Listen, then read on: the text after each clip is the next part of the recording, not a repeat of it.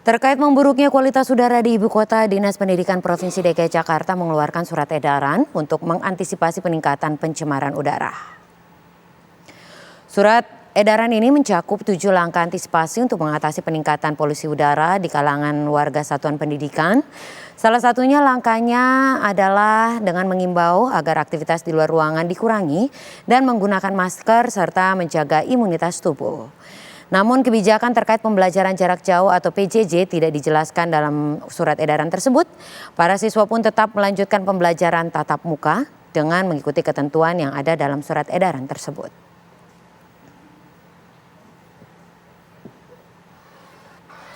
Sebatas himbauan, Pak. Lalu bagaimana penerapannya? Sudah ada rekan kami Ikra Agana yang saat ini berada di sebuah tempat di Jakarta, ada di sekolah. Ikra, bagaimana penerapan terkait dengan polusi udara saat ini dan surat edaran yang dikeluarkan oleh Dinas Pendidikan? Ikra, silakan.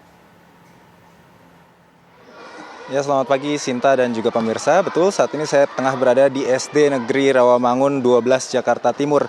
Mengenai memang berbagai upaya yang telah dilakukan oleh pemerintah untuk mengantisipasi dampak dari peningkatan kualitas udara di DKI Jakarta yang cukup buruk beberapa hari terakhir. Bahkan hari ini saja Sinta dan juga pemirsa, jika Anda mengecek di situs polusi udara ini seperti di IQ Air ini, saya melihat angka kualitas polusi udara berada di angka 156 yang artinya masih cukup tinggi, berada dalam zona merah dan artinya tidak sehat bagi masyarakat. Dan untuk mengetahui mengenai salah satu upaya yang dilakukan oleh pemerintah Provinsi DKI Jakarta adalah mengeluarkan surat edaran atau himbauan kepada masyarakat, ini khususnya di ruang lingkup Dinas Pendidikan, untuk menggunakan masker dalam kegiatan proses belajar mengajar. Dan untuk mengetahui bagaimana implementasinya, saat ini saya tengah bergabung bersama Kepala Sekolah SD Negeri Rawamangun 12 Jakarta Timur dengan Pak Rosim. Betul Pak Rosim, selamat pagi. Selamat pagi. Pak Rosim, ini kan surat edaran ini diterbitkan pada tanggal 25 Agustus 2023 dan sampai saat ini bagaimana Pak implementasinya Pak?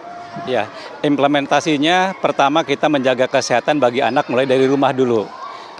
Yang dijaganya adalah pertama dari tidur yang cukup, sarapan pagi, membawa air minum di tumbler, kemudian memakai masker. Dari awal dari rumah seperti itu dulu. Kemudian untuk di sekolah kita melakukan beberapa hal, kebetulan kami sedang ikut lomba adiwiyata juga, jadi memang mendukung dalam upaya penanganan polusi udara. Pak, jadi ini surat edaran ini sudah Bapak terima dan ini tuh prosesnya, ini tuh sebenarnya surat ini himbauan atau kewajiban sih Pak dari Pemprov DKI sendiri Pak? Ya, kalau kami membaca itu sifatnya himbauan, kemudian kita disesuaikan di lapangan dengan kondisi di lapangan. Misalnya tadi saya sudah sampaikan, dari awal sudah memakai masker, tetapi ini sifatnya himbauan ya, bukan kewajiban ya. Nah, kemudian kita lakukan di kelas, misalnya sebagian anak ketika belajar di kelas dihimbau memakai masker, tetapi ketika olahraga seperti ini mereka bisa dibuka maskernya. Ya. Jadi masih himbauan ya Pak ya, dan tidak semuanya memakai masker ya. Namun ini Pak, untuk teman-teman dari SDN Rawamangun 12 sendiri ini apakah ada yang terkena penyakit Pak dari dampak polusi udara di DKI Jakarta ini Pak? Alhamdulillah sampai saat ini mudah-mudahan tidak ada yang terkena, bahwa anak kami tidak terkena polusi udara. Alhamdulillah kami anak-anak dan guru-guru sehat.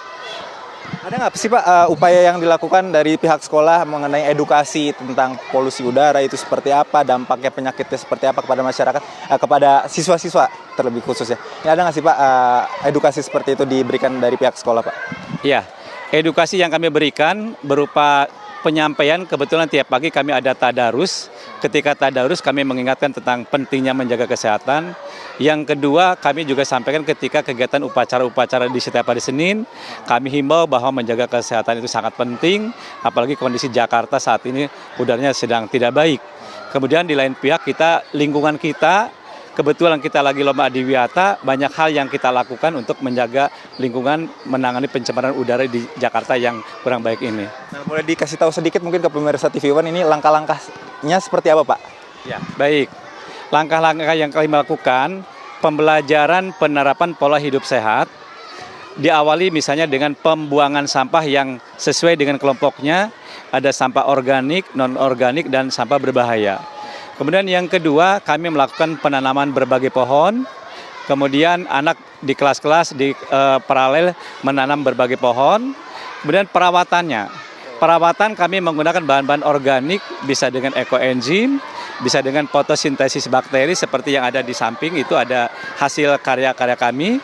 Kemudian kami menerapkan juga himbauan-himbauan, misalnya penghematan air, penghematan listrik, itu berupa pengumuman-pengumuman untuk penghematan seperti itu. Siap.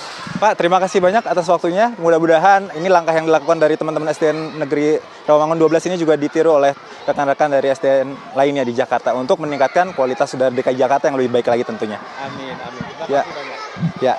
Ya, Sinta dan juga pemirsa, itu tadi wawancara singkat saya bersama Kepala Sekolah SDN Rawamangun 12 Jakarta. Memang ada upaya yang dilakukan ataupun aksi nyata yang dilakukan para siswa. Memang masih pada kecil, tapi mereka ini sejatinya cukup peduli terhadap lingkungan untuk meningkatkan kualitas udara di DKI Jakarta ini lebih baik lagi ke depannya. Sementara demikian, Sinta, saya kembalikan ke Anda di studio.